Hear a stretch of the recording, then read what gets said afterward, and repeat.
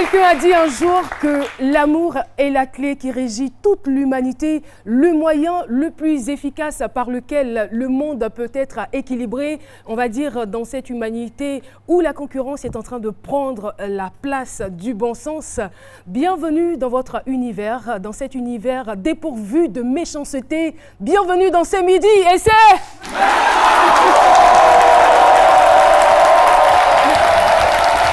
Et oui, merci beaucoup, public, de votre présence dans cette émission. C'est avec une grande joie que nous vous retrouvons, chers téléspectateurs.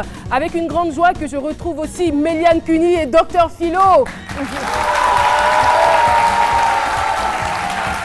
Alors, très cher, qu'est-ce que vous avez prévu pour vos fans, pour les téléspectateurs aujourd'hui? Méliane, on va commencer par vous. Ah, je pensais qu'on commençait par le plus fou. Bon, aujourd'hui, on va parler d'un aliment qu'on aime tous. Oui, le saka. Ou encore le malo. Ou tout simplement le riz. On parlera du riz aujourd'hui, pas le rire avec... Non, mais le riz qu'on aime tous manger.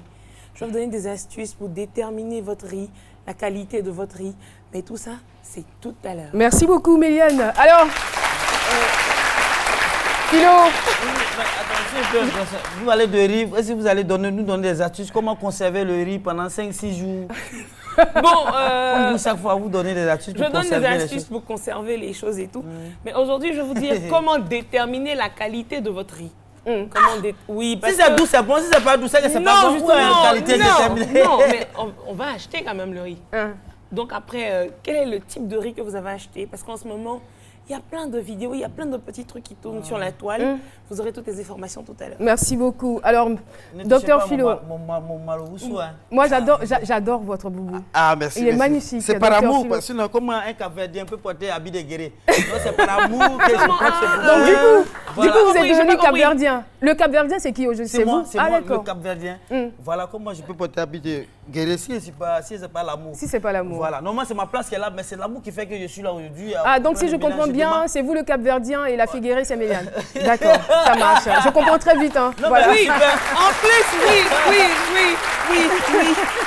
Aujourd'hui, je revendique le sang guéri, oui.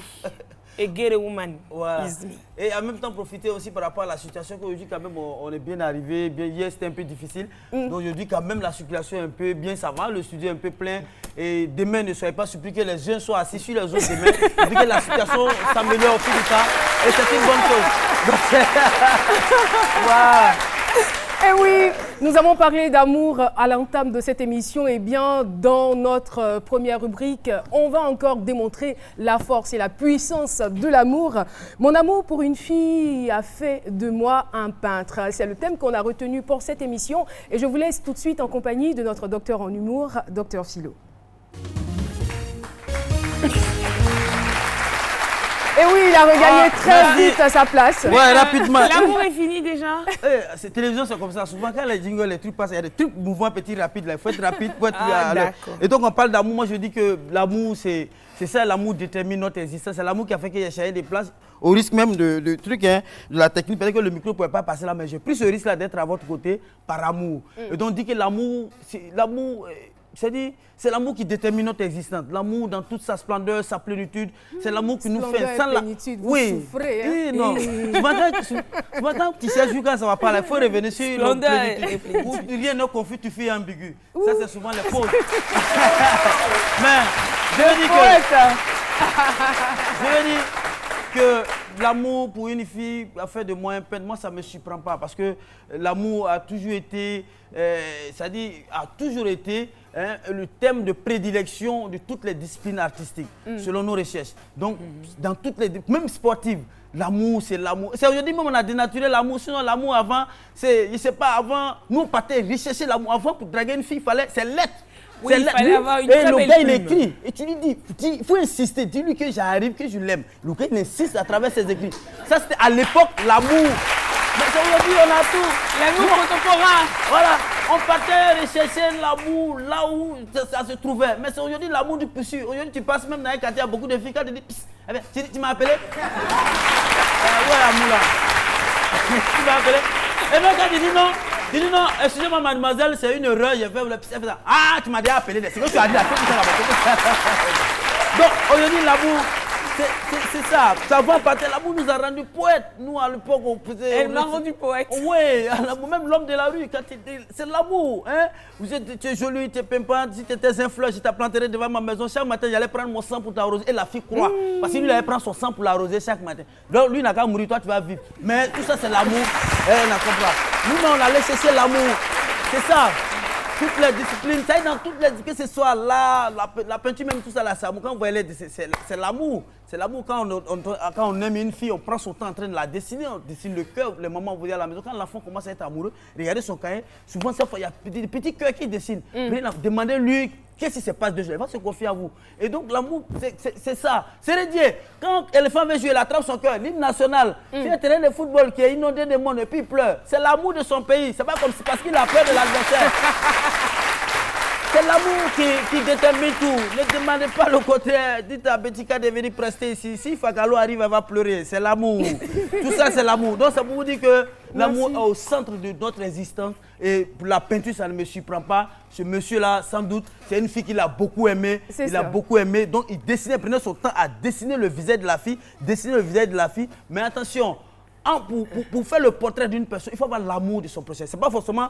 Parce qu'aujourd'hui, c'est devenu comme une profession pour lui. Donc, à force de dessiner la fille, c'est devenu maintenant son travail. Mais il passe pas tout son temps à dessiner la fille. Merci beaucoup, Dr Philo, de nous résumer, on va dire, le thème. Oui. Mais ce que je veux savoir, vous avez dit que l'amour détermine tout, l'amour est au centre de tout. Et vous, qu'êtes-vous prêt à faire au nom de l'amour?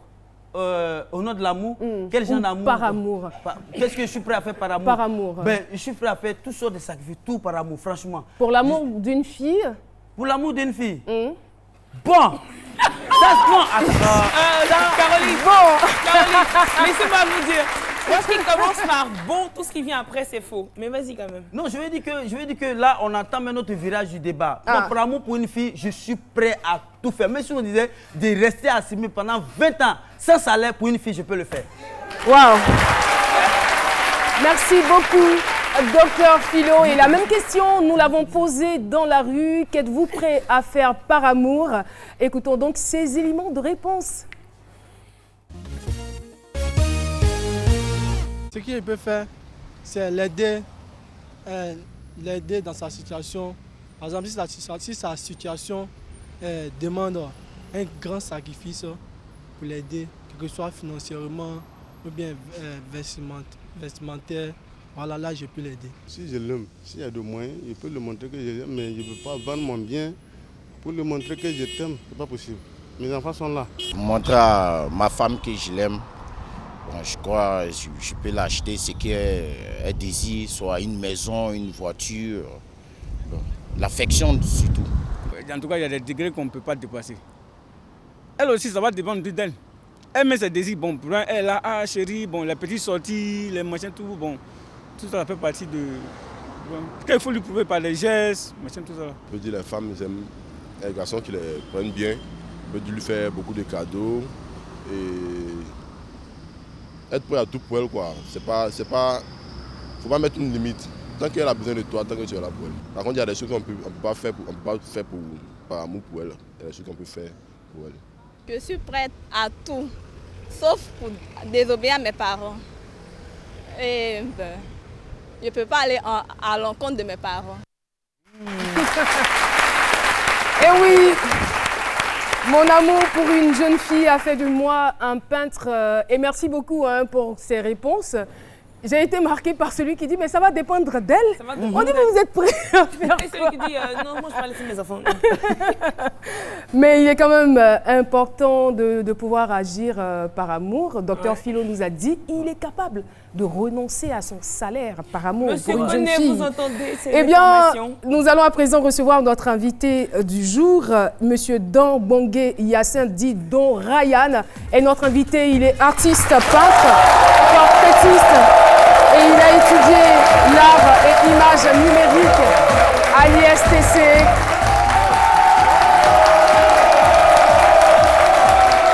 Merci beaucoup, public de C'est Midi, pour l'accueil.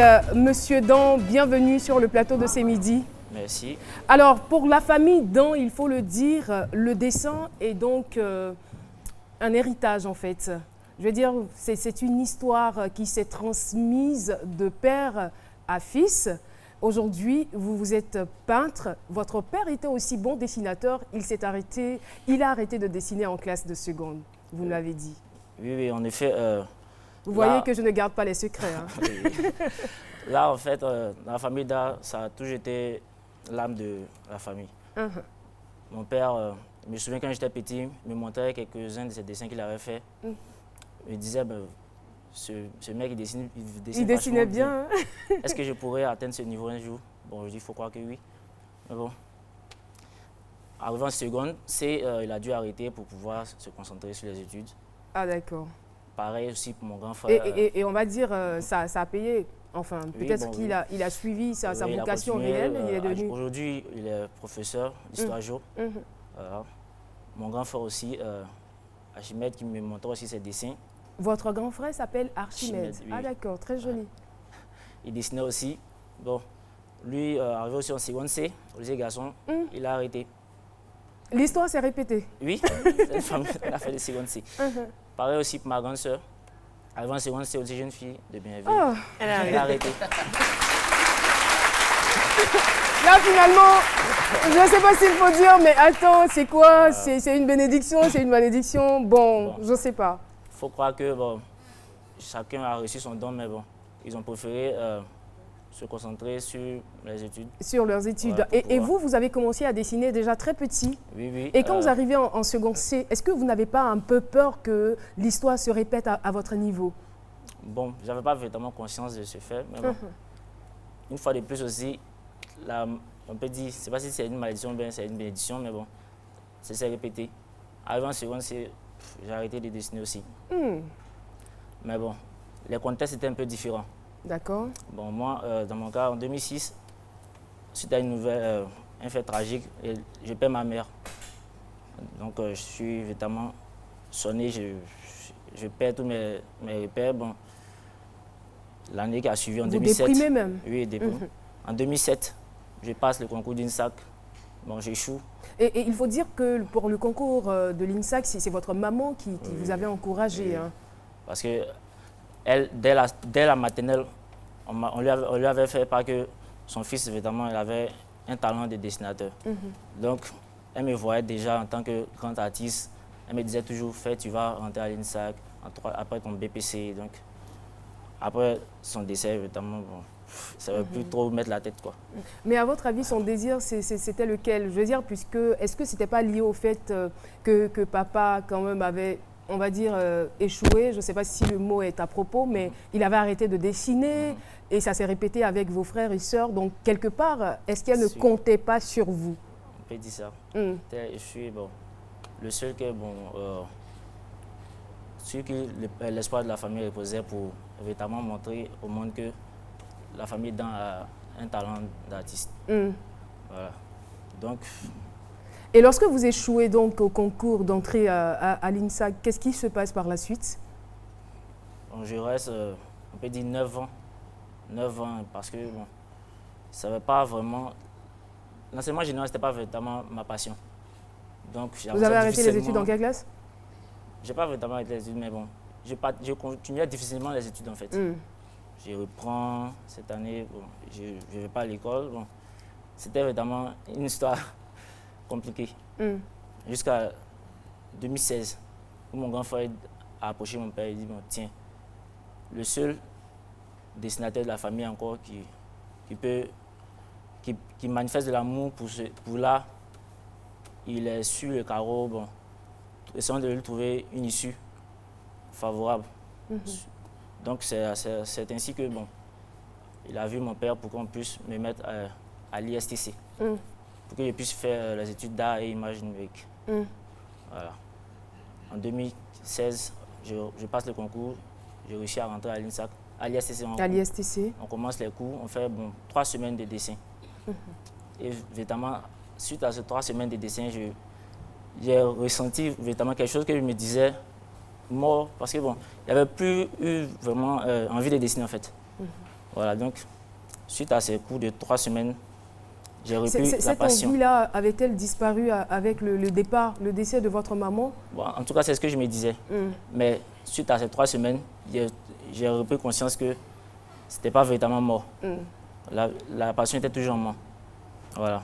Mais il y a quand même une différence, non? Je veux dire, entre le dessin physique que vous aviez l'habitude de faire et vos études en art et images numériques.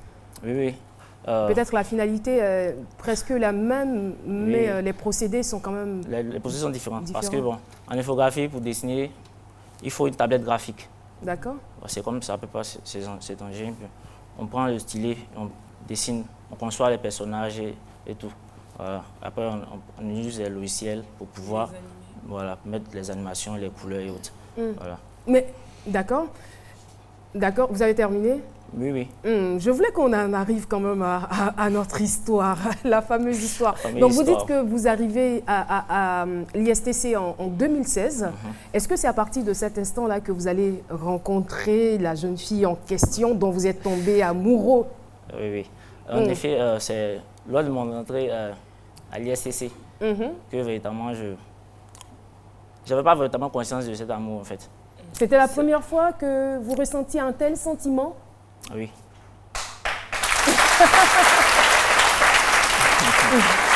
Ou peut-être que c'était la première fois que c'était aussi fort? Oui, en tout cas. Parce que d'habitude, je ne sais pas, je me suis passé pour plaire à une femme en fait. Si soit il y a le feeling, soit il n'y a pas le feeling, puis bon, ça va être là. Ça veut dire quoi? Soit il y a le feeling, soit il n'y a en pas fait, le... je sais pas. Voilà. Je force pas en fait. Vous ne forcez pas, vous essayez. Si ça marche, voilà, c'est tant mieux. Si ça ne marche pas, tant pis. Voilà. Donc je me demandais toujours, mais est-ce que moi-même, j'allais connaître le grand amour? Mais à cette année-là, à l'ISTC, j'ai vraiment découvert ce que c'est. Parce que je me souviens quand on fait les cours, puis qu'on était dans la même classe. Quand on fait les cours, si elle passe, évidemment, bon, les cours sont un peu perturbés. Oh là là. Ah, cette fille.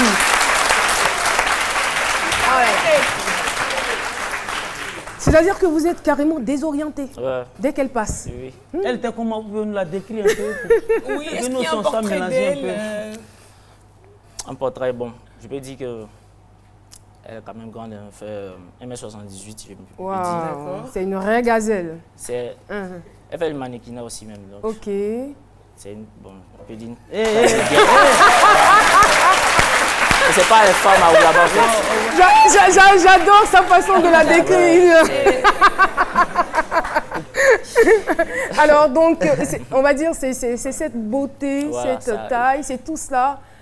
C'est tout ça qui vous a fasciné. Voilà.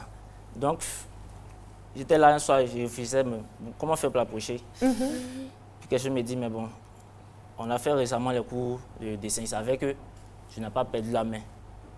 Donc, pourquoi ne pas passer par là pour essayer de la conquérir, engranger des points, pour essayer de me donner plus de chance en fait. La petite version romantique. Donc, je suis allé sur son compte Facebook. J'ai pris une photo. Je me suis assis, bon, j'ai reproduit la photo.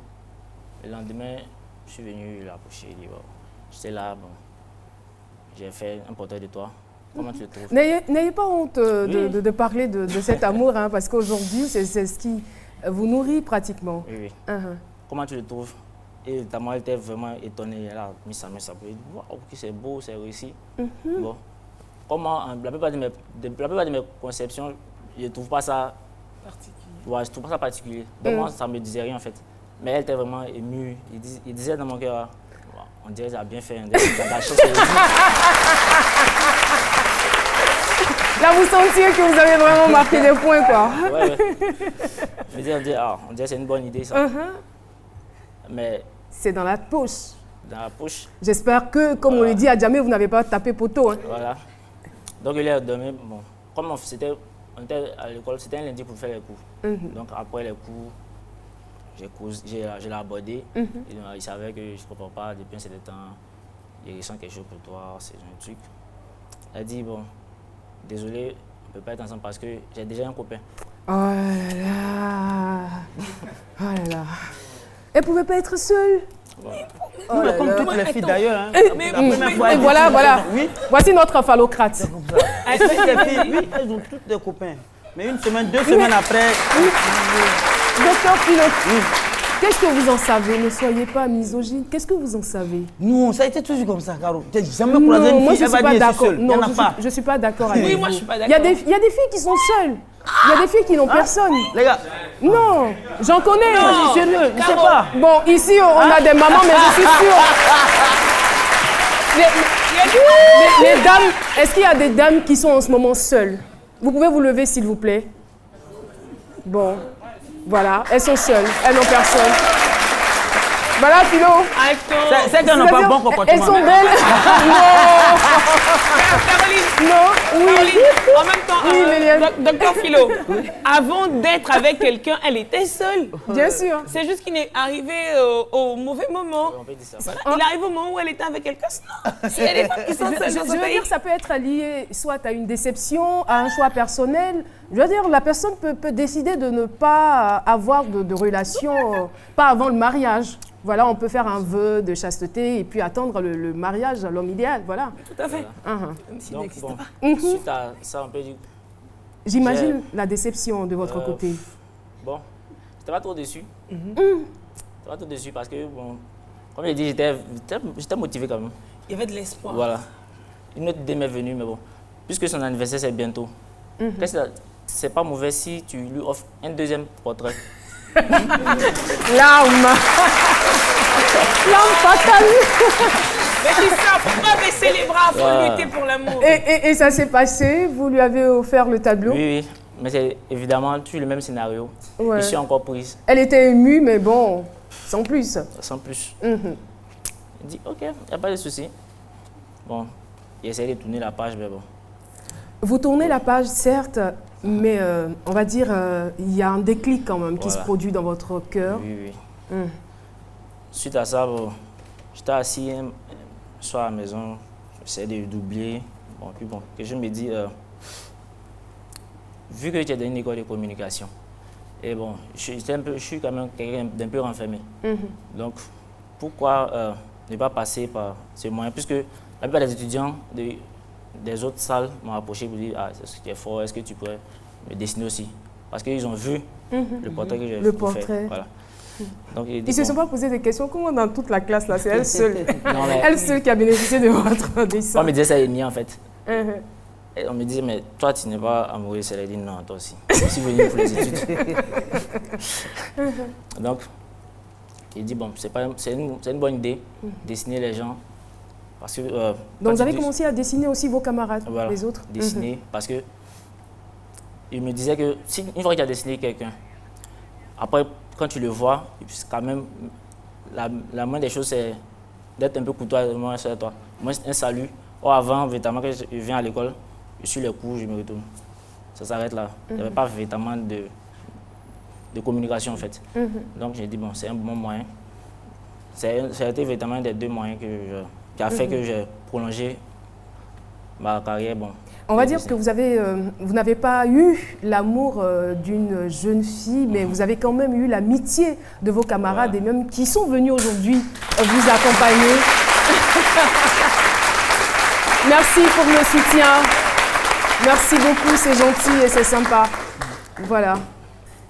Donc c'est comme ça que ça va se passer et en même temps naît votre talent de portraitiste. Voilà. Il faut dire que vous êtes un excellent portraitiste pour ce que nous avons pu voir. Ça, On va y aller avec Ça, c'était les un portrait différentes de- photos. j'avais dessiné mes amis, j'étais vraiment fatigué. Donc, Allez-y. je me suis fait un selfie et bon, j'ai reproduit. Ah ça c'est vous, hein, vous Ouais. n'aviez pas en ce moment les druides. Voilà, seulement, voilà. D'accord. J'étais étudiant donc.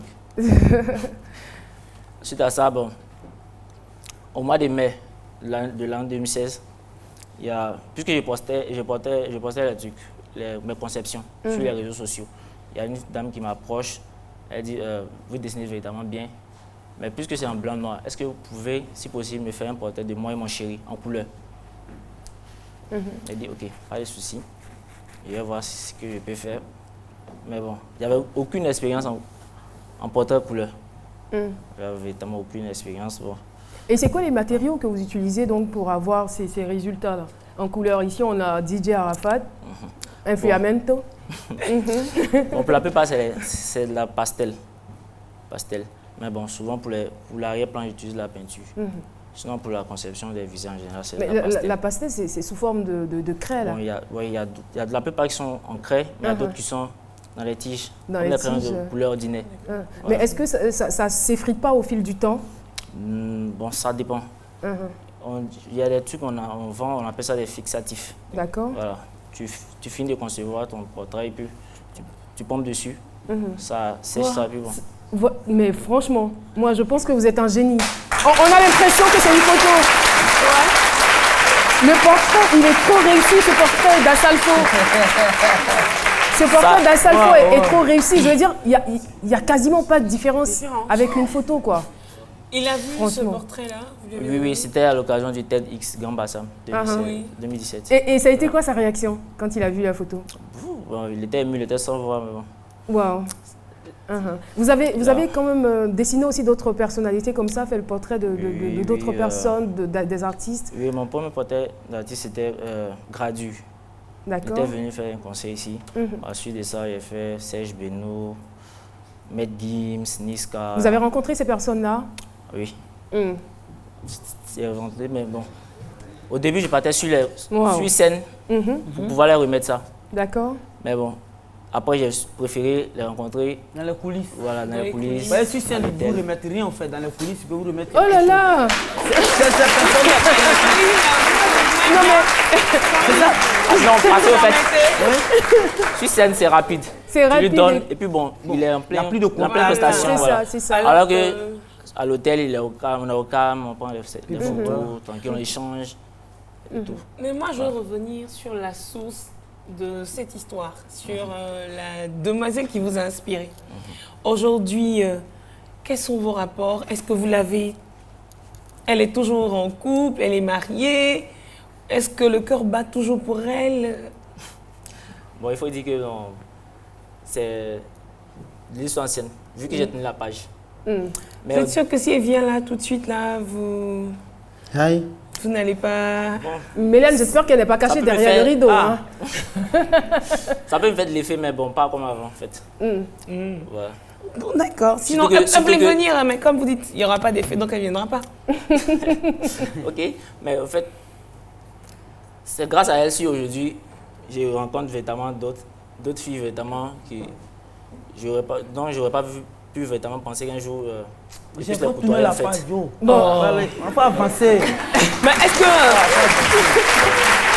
Ah, mais j'aime bien ce groupe.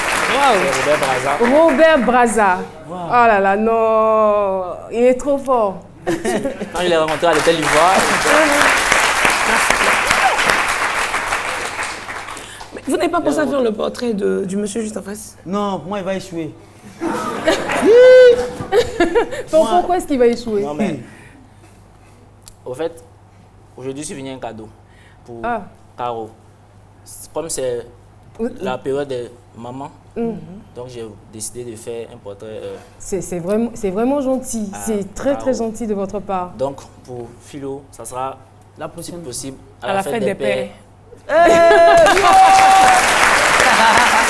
Et le cadeau, il est où? Il est juste là. Bon, attendez. Là. Quand c'est comme ça, là, ton cœur bat un peu façon. En fait, je peux déballer avant pour toi. D'accord, allez-y donc. Allez-y, déballez le cadeau. Mais en même temps, pendant que vous êtes en train de déballer le cadeau, je veux savoir, ça vous prend combien de temps à peu près pour réaliser un portrait pareil, ce portrait de Robert Braza qu'on voit? Ce portrait de Robert Braza m'a pris 4 jours. 4 jours, hein? Oui, 4 jours. C'est parce qu'au fait, je travaille à la lumière du jour. Avec la lumière. Je suis impatiente.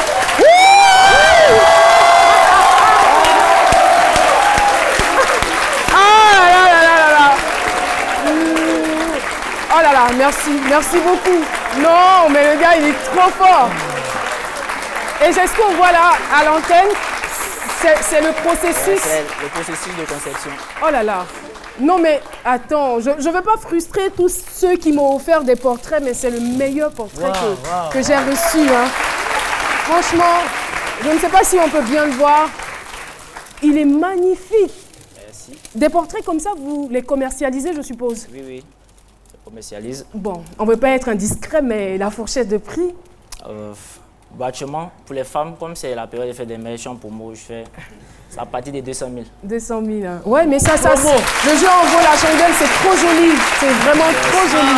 Oh là là, c'est magnifique. Oh là là. Là, je suis très, très émue. En moyenne, quand ce sont les grands portraits, c'est 600, 700 000, voire 800 000, ça dépend du client. Ça dépend de la complexité aussi de l'image. Franchement, je ne peux que vous féliciter. C'est un véritable travail, un travail réussi. Il y a quand même des visages qui sont difficiles à dessiner. Non, mais c'est vrai. Ah oui. Exemple, non, non, c'est la vérité. Il y a quelqu'un qui me l'a dit un jour. J'étais quelque part en voyage et il y a 2 enfants qui ont été dessinés par des portraitistes. Et il y en a un qui était content, mais le deuxième, il n'était pas content. Il pleurait à chaudes larmes. Et sa maman le calmait. Oui, mais le mien, il est moche. Le mien, il est moche, il pleurait. Et c'est là que la personne avec qui j'étais me disait qu'il y a des visages qui sont beaucoup plus compliqués à reproduire que d'autres. Oui. Et là, j'aimerais bien avoir la confirmation avec vous aujourd'hui. Oui, bon.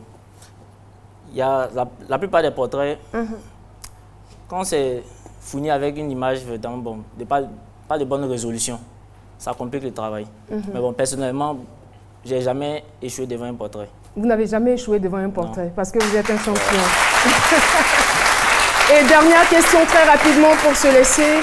Et je veux dire que ce talent de dessinateur vous sert forcément, on va dire, à vos études au niveau de l'ISTC, l'art et images numériques, c'est bien cela. Oui. Et finalement, qu'est-ce que vous voulez faire concrètement? Je veux dire, en dehors de ça, et relier les deux, ça va produire quoi? D'abord, là, c'est ma passion, mais bon, l'art plastique, c'est pas véritablement ma fin. Depuis ma tendre enfance, j'ai toujours rêvé d'être un réalisateur. Ah, d'accord. Réalisateur de films d'animation.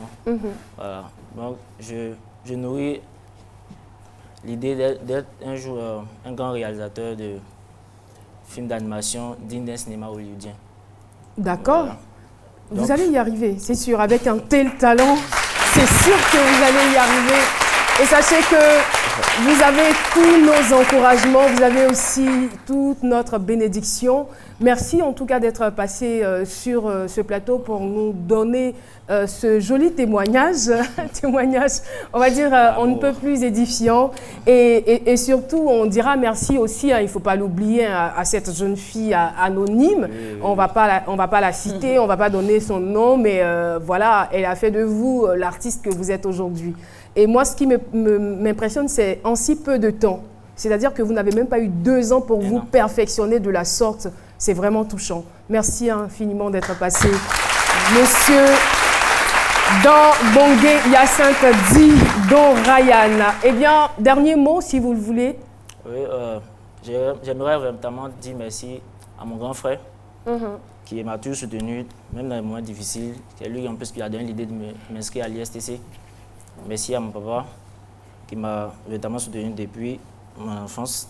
Merci à mon professeur Ntaye Blaise qui m'a conseillé dans mes débuts en dessin. Et merci évidemment à Grâce, celle dont j'étais amoureux qui m'a notamment d'accord. donné cette chance. Et aujourd'hui, vous avez une amoureuse? Pardon? Vous avez une amoureuse? Non. Aïe, pourquoi? Mais Grâce peut revenir. Vous l'attendez toujours? Grâce. Non. Je me concentre sur Grâce, je m'appelle pour son nom. Aujourd'hui, je me fais le porte-voix des sans-voix. Grâce, si tu es seul, là où tu es, tu l'as inspiré, on ne sait jamais. Merci beaucoup, Méliane. Merci à vous, Don Ryan. Merci beaucoup. En tout cas, on est vraiment fiers de ce que vous faites et puis on vous demande de mettre encore plus de sérieux. C'est vraiment parfait ce que vous faites et je crois que vous irez très très loin avec ça. L'émission se poursuit, mesdames et messieurs, et dans quelques instants, nous aurons sur ce plateau non pas un artiste, mais plutôt un ingénieur en télécommunications. Il viendra nous parler d'une nouvelle technologie aujourd'hui qui est utilisée dans plusieurs domaines. Je préfère m'arrêter là pour l'instant. On va partir pour la pub et on se retrouve pour la suite de cette émission. Aïe, c'est fermé ou bien? D'habitude, il y a du monde à la banque. Aïe, toi tu n'es pas au courant. Au courant de quoi? Aujourd'hui avec Move Money là, tu peux faire tes opérations bancaires sans même te déplacer. Hein? Attends mon frère, tu as un compte Move Money là? Oui, oui. Mon frère, en même temps, mieux, tape. Étoile 155 dièse. Avec Move Money et la Banque Atlantique Côte d'Ivoire, gagnez du temps. À partir de votre compte Move Money, approvisionnez vers votre compte Banque Atlantique. De votre compte Banque Atlantique, transférez de l'argent sur votre compte Move Money. C'est fini? Eh. Donc tu t'en vas. Move, no limit. Et oui, nous sommes donc de retour sur le plateau de Semidi avec le même sourire. Et j'ai donc le plaisir de saluer ces femmes. J'adore votre pagne, vous êtes très bien habillées. J'adore les couleurs et je vous trouve magnifiques. Les femmes fidèles du Zanzan, les femmes fidèles du Zanzan. Et plus précisément de Bondoukou. Et au passage, nous saluons donc la présidente, Madame Diabaraté Nansietou, épouse Aïdara. Merci donc d'être venue. Et n'oublions pas le fan club Semidi. Et oui, l'émission se poursuit et comme je le disais, nous avons le plaisir de recevoir à présent cet ingénieur en télécommunications. Il est aussi directeur général d'Abidjan Drone Labs. Eh bien, il va nous parler donc de cette nouvelle technologie du drone qui est aujourd'hui utilisée dans divers domaines. Monsieur Gébar Mourouane, que je vous demande de recevoir avec de vives ovations.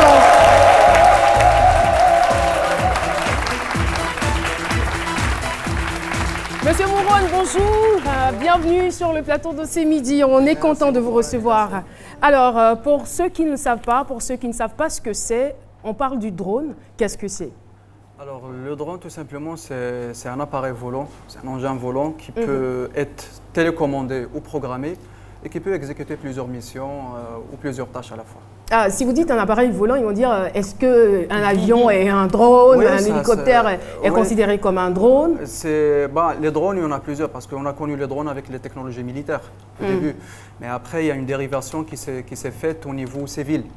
Aujourd'hui, on utilise des drones qui sont avec une taille moins importante que les drones militaires, mais qui peuvent servir dans plusieurs. Mais j'espère que vous n'êtes pas là pour nous parler du drone militaire. Hein. Ah non, pas du tout. Ah, Dieu merci. Non, pas du tout. Ah ouais. Dieu merci. On parle plutôt du drone civil.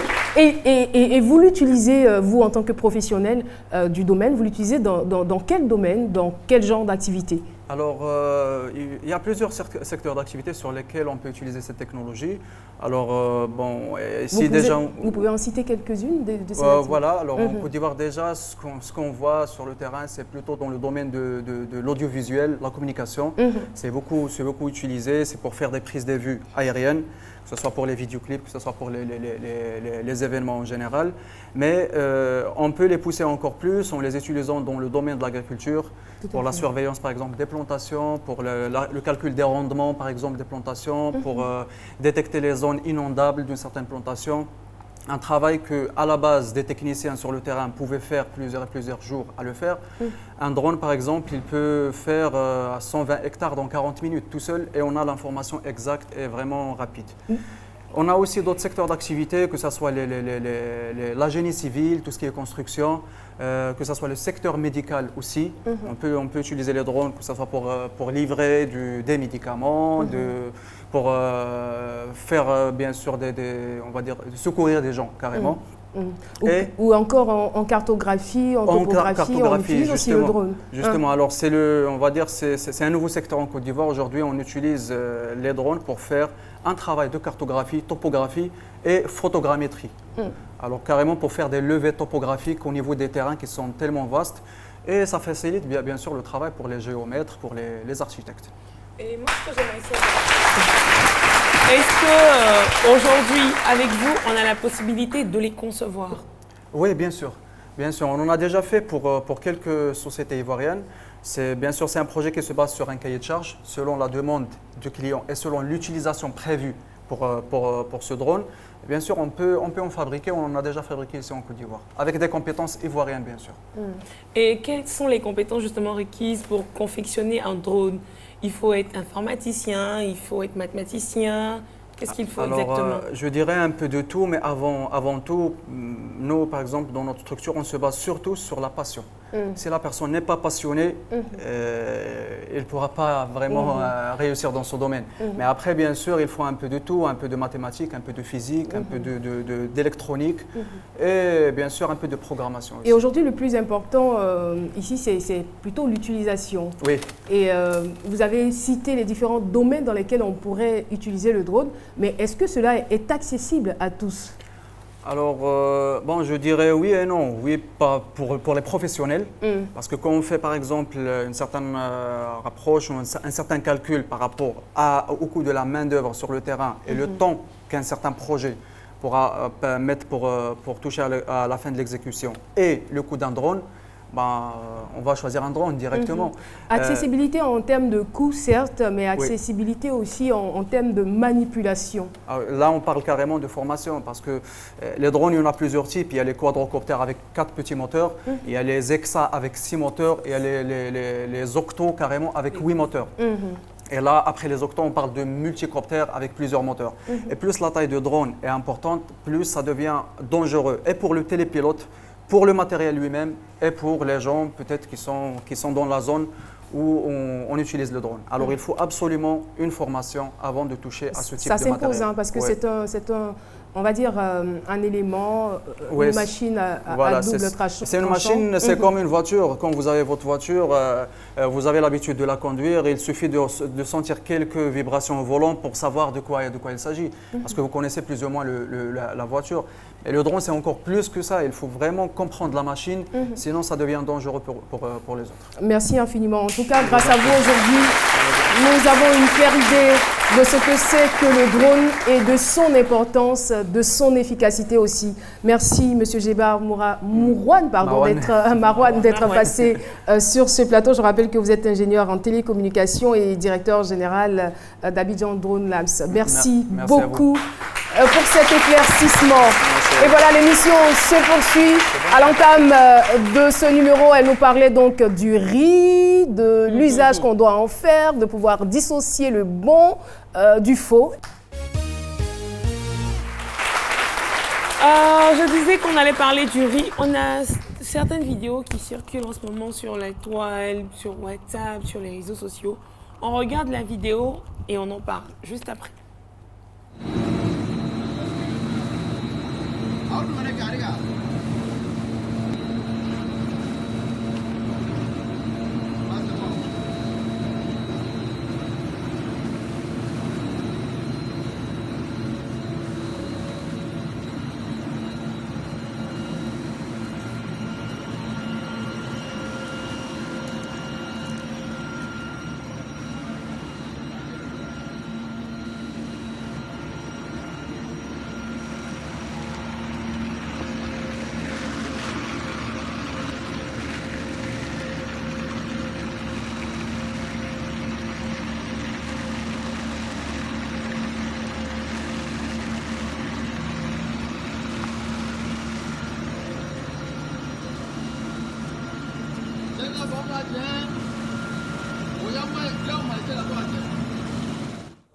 Ben oui, vous l'avez vu. Vous êtes gentil d'applaudir, mais c'est grave en fait. Oui, c'est grave. C'est du riz. C'est du plastique qui est utilisé pour confectionner du riz. Et malheureusement, on achète du riz comme ça. C'est mélangé parfois à du bon riz. Et on consomme et après on se plaint qu'on a beaucoup de maladies, on a beaucoup... Non mais je veux dire que c'est tellement méchant. C'est quand on n'a pas d'amour dans son cœur qu'on est capable de faire ce genre de choses. C'est la cupidité qui nous amène à faire ça. Ils ont l'amour, mais l'amour de l'argent. Non, c'est trop grave ça. Ben, moi, ce que j'ai fait, parce que je ne vais pas aller jusqu'à là-bas les retrouver, mais j'ai des formules pour vous. Ah si, on va aller les chercher. Hein. Bon, d'accord, on ira les chercher tout à l'heure, mais pour l'instant, des formules pour permettre au moment à toutes les personnes à la maison de déterminer le riz. D'abord, on a le test avec de l'eau. Vous prenez juste une poignée du riz que vous avez acheté, vous mettez dans de l'eau, vous remuez. Donc, si le riz reste en dessous, c'est que c'est du bon riz. Parce que, justement, le riz va absorber l'eau, il va devenir plus lourd, donc il va rester en bas. Mais si ça reste au-dessus, ne vous fatiguez pas, c'est du plastique. Donc, il faut tout de suite changer. On a aussi J'espère qu'on a bien compris. Hein. On prend une poignée, on la met dans l'eau, on laisse. remue et puis on attend. Si c'est immergé, c'est que c'est du bon riz. Mais si ça émerge, c'est du faux riz. C'est du faux riz. C'est des astuces même qu'on ne devait même pas donner à l'antenne parce que... Pourquoi? Ça là, ils nous suivent. Ils vont trouver encore d'autres échappatoires. Ils vont prendre un caoutchouc qui est lourd encore. Ils vont faire le lit encore. Puis ça, Non, ça c'est chimique. Le plastique ne peut jamais rentrer. Ensuite, on a le test du feu. Vous mettez simplement une poignée de riz sur du feu. Vous allez voir que lorsque c'est du riz, la fumée qui va sortir. Si c'est du plastique, vous connaissez tous qu'on brûle le plastique, il y a une mauvaise odeur et ça va faire une plaque. Mais si c'est du bon riz, ça reste. On a aussi l'option du mortier. Donc on met le riz dans le mortier, on se met à piler. Si la poudre est blanche, c'est que c'est du bon riz. Mais si, si ça devient jaune, ça change de couleur, tout de suite, c'est pas le bon riz. Et enfin, on a le test de la moisissure. Vous prenez le riz, vous mettez de l'eau, vous mettez dans un bocal et vous mettez dans un endroit un peu chaud de la maison. Après 2 ou 3 jours, parce que le riz il est naturel, on a tout de suite la moisissure qui va apparaître. Mais vous êtes d'accord avec moi que le plastique ne pourrit jamais. Donc, vous saurez en ce moment-là si c'est du bon riz ou si c'est du faux riz. Voici ce que j'ai pu trouver pour vous permettre de déterminer la qualité du riz que vous avez. Mais tout ça là, vous pouvez aussi opter pour le riz simple. Vous allez au village, prenez le bon riz, là, le sac à vous pilez à la maison. Et puis c'est fini. Vous prenez les pâtés de riz, vous venez à la maison.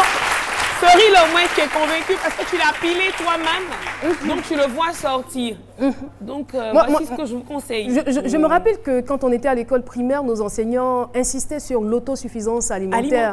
Et je pense qu'on doit pouvoir y retourner parce qu'aujourd'hui, avec l'industrialisation, là, on est exposé à tellement de choses. Mais nous, on a des terres fertiles. Pourquoi ne pas travailler donc à pouvoir obtenir ce beau riz que nous avons, le riz local? La terre-ci n'est jamais ingrate. Merci, Méliane Cuny. Eh bien, l'émission se poursuit. Il y a 3 semaines, 2 semaines, je crois, où nous recevions le groupe de rap. Vous pouvez me rappeler le nom du groupe? Kif No Beat. Nous recevions Kif No Beat. Et comme invité surprise, on a eu le fils de Fela Kuti, voilà, ce grand artiste nigérien qui nous a quittés. Son fils était là sur le plateau de C'est Midi et Philo a osé imiter son papa. On regarde cette vidéo. Voilà. On avait l'impression que Olusegun était très heureux de revoir son papa. Et le com, c'est qu'il était fier de voir son papa comme ça. Il regarde son papa comme ça. Et comme je le disais, son papa était beaucoup plus beau que Dr Philo. Et l'émission est terminée.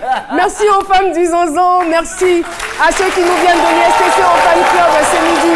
L'émission est terminée. Et merci à DJ Philo qui était aux manettes ce jour-là et à Dr Philo, à toutes les équipes qui ont travaillé à cette émission. On se donnera rendez-vous donc pour demain si Dieu le veut. Merci beaucoup de rester sur RTI 1. Au revoir.